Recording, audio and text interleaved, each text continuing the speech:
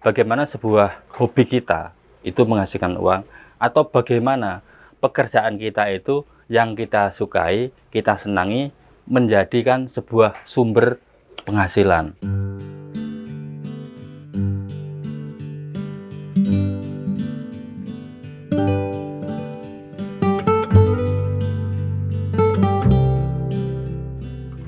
Nama saya Suparno. Sehari-harinya ya sibuk dengan kayu, karena kayu itu dari saya kecil sampai sekarang itu sudah menyatu sepertinya. Jadi belum terpikir atau belum ingin untuk pindah ke selain kayu.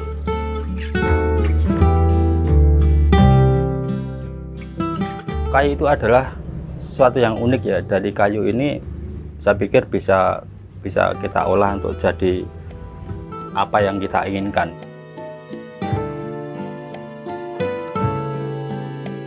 Tantangannya ya, kalau kita selalu menciptakan sebuah produk atau sebuah karya, yang artinya ketika saya berjalan kemana melihat kayu, terus kemana melihat kayu, ini selalu menentang saya untuk menciptakan sebuah produk. Misalnya membuat gitar, itu yang paling unik, karena itu mengumpulkan beberapa materi untuk jadikan satu, digabungkan menjadi sebuah alat yang bernama gitar. Itu yang paling unik.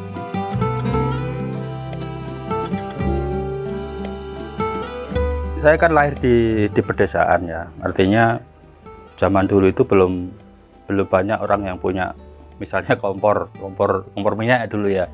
Itu bahan bakarnya itu masih menggunakan kayu bakar istilahnya. Dari kayu bakar itu saya mulai tertarik itu loh. Kan kalau kayu bakar itu kan dibelah-belah, kayu besar ya dibelah-belah, itu saya sayang ini dibikin apa itu. Dari situ kan saya mulai iseng-iseng ya, dibikin apa waktu remaja. Akhirnya itu menjadi ketagihan gitu loh. Pertama saya itu pengennya dijadikan gitar seperti apa itu loh. Itu masih remaja itu loh. Nah, iseng-iseng itu dari kayu yang dibelah itu udah saya haluskan gitu ya, diratakan gitu. Terus ujung sini sama ujung sini dikasih besi, terus dikasih senar gitu, terus kita petik itu. Itu pertama saya mulai tertarik dengan kayu. Kebetulan saya sendiri kan suka mendengarkan musik, atau ya saya itu suka mendengar musik. Saya melihat, mendengarkan, mengikuti baik gitaris dalam negeri atau gitaris luar negeri. Saya tertarik. Waktu dulu yang paling berkesan itu di situ ada gitaris megang gitar. Wah, ini menantang saya untuk memusikkan sebuah gitar gitu loh. Ya tentu saja tidak langsung berhasil. Nah itu saya tertantang untuk semakin ke dalam mempelajari.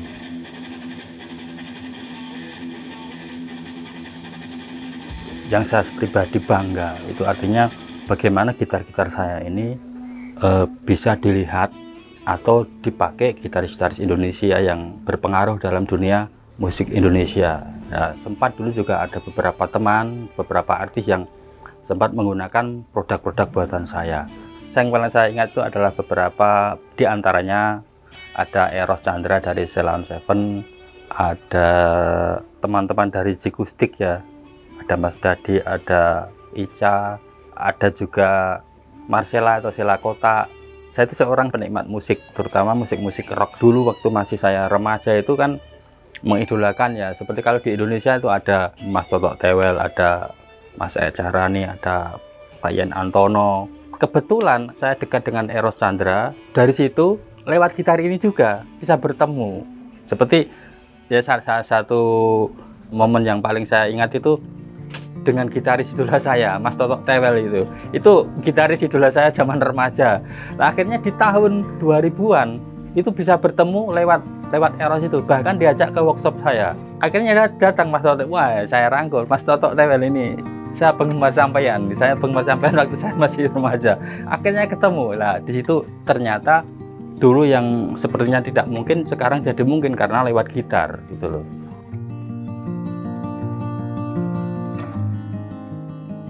Nama saya Stefanus Kushartanto. Saya salah satu pendiri CV Kayu Mani Imandaya yang mana bergerak di bidang kerajinan kayu, terutama jam tangan kayu. Karena kita sama-sama menyukai otak-atik sesuatu, jadi partner saya itu dalam riset itu Pak Parno itu. Jadi nanti kalau udah kita berhasil bikin sesuatu yang baru itu terus diajarkan ke anak-anak yang baru, itu Pak Parno kadang berperan di situ juga, gimana cara memperbaiki alat atau membuat sesuatu yang baru, keinginan terus kemampuannya dia untuk menciptakan sesuatu yang baru. Jadi riset terus menerus, belajar hal yang baru dan lain sebagainya. Setiap hari kita berkolaborasinya membahas tentang alat-alat teknis yang mana itu membuat pekerjaan kita itu jadi lebih cepat, presisi, dan lebih rapi tentunya.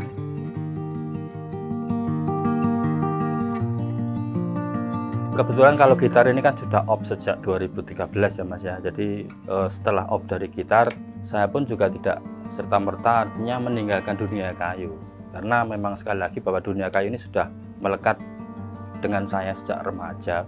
Setelah off dari gitar, ini kan saya melihat, oh ini limbah-limbah gitar ini kan masih besar Mas. Artinya potongan dari bodi gitar, dari neck gitar ini masih bisa dipakai. Dan kayaknya kan bagus-bagus. Dari situ saya muncul ide. Saya kumpulkan, saya bikin jadi produk yang berdimensi kecil itu Mas. Semenjak tahun 2013, saya mulai memproduksi kerajinan ya, seperti dulu ada tas kayu, ada kacamata kayu, terus kotak kayu dan sebagainya. Pokoknya apa yang terkait dengan kayu tapi dengan dimensi yang kecil.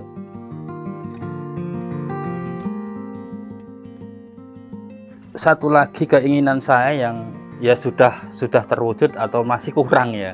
Artinya ketika saya punya hobi di bidang kayu, terus saya punya keahlian yang ya cukup, tidak terlalu lihai.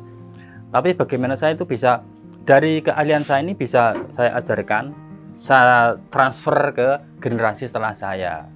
Orang-orang yang dulu di sekitar saya, ataupun saudara saya, atau bahkan mungkin ke anak saya.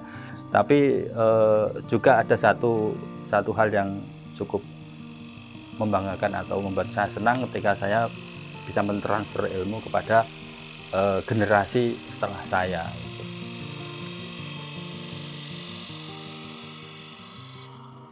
Kenal Pak Deparno udah lama?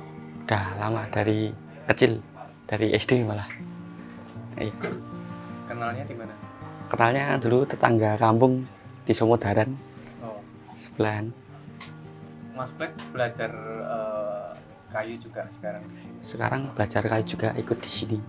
Ngajari di Asik sih Pak, gampang. Ya gimana ya? Ya gampang dipelajari. Kamu seneng kayu juga? Ya semenjak di sini jadi seneng kayu juga Pak. Ya suka lihat-lihat, ya belajar buat ke depannya. Pertanyaan terakhir, menurut Mas Black, Pak Deparno itu orangnya kayak apa? Orangnya enjoy, terbuka, jadi ya asik aja, semua bisa diterima. Kalau ngajari kayu galak? Enggak, nyantai kalau ngajari itu, enggak galak, gocek-gocek dikit gitu bisa.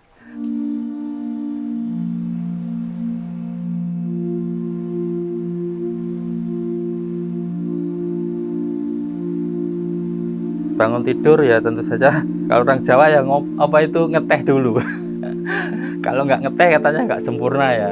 Ginastel, legi panas kental itu ngeteh dulu. Setelah itu baru pikiran kita fresh, baru kita nanti aktivitas sebentar, berkeringat, lalu kita mandi. Setelah itu melanjutkan kegiatan sehari-hari yang masih berkaitan dengan kayu. Karena sepahit-pahitnya dalam bisnis kayu ini, saya belum bisa pindah gitu loh. Kadang namanya bisnis ya nggak mungkin selalu mulus ya, nggak mungkin selalu mulus. Ada kalanya kita terpuruk. Nah, pada saat terpuruk ini kadang justru malah tantangannya bagi saya malah banyak gitu.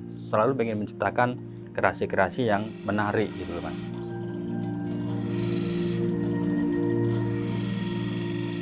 Yang paling berpengaruh dalam dunia perkayuan di hidup saya itu adalah saudara saya atau bahkan itu guru saya yang dulu waktu saya masih belajarnya itu, saya kan belajar di Sangkar Mas. Jadi dulu itu saya ada kesempatan untuk belajar itu sampai dalam ilmu perkayuan itu di tempat saudara saya yang dulu punya sanggar kayu. Di situ saya belajar kayu. Ada satu kata yang paling saya ingat oleh guru saya, namanya Pak Tarno. Pak Tarno itu beliau adalah orang yang berpengaruh dalam hidup saya, yang sempat memotivasi saya, sempat berpesan, kamu harus belajar serius, harus belajar sungguh-sungguh. Soalnya nanti setelah kamu menikah, kamu mau kerja apa? Saya sadar loh, saya mulai serius belajar, mulai dari pertukangannya, untuk nukang kayu. Nah dari situ baru terbukti artinya pesan-pesan dari guru saya itu benar. Artinya setelah saya menikah bingung kerja apa, nah kebetulan cari informasi, lalu saya ikut ngejob ke sana sini ya, mahat kayu itu, Mas.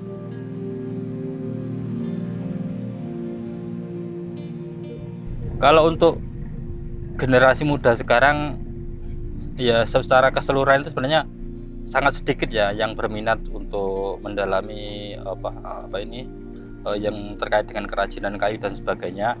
Cuman kita sebagai yang artinya yang tua itu memang harus tidak henti-hentinya mengajak atau memompa semangat mereka supaya mereka tertarik.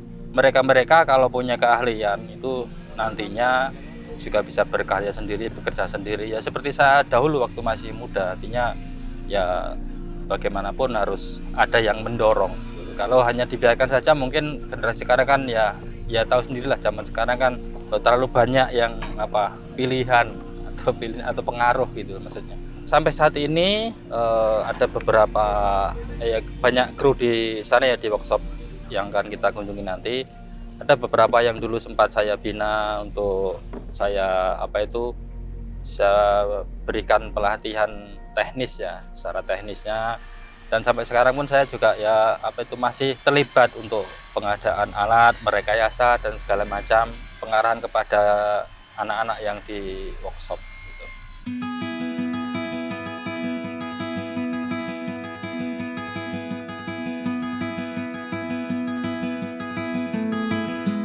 Bagaimana sebuah hobi kita itu menghasilkan uang, atau bagaimana pekerjaan kita itu yang kita sukai, kita senangi, menjadikan sebuah sumber penghasilan.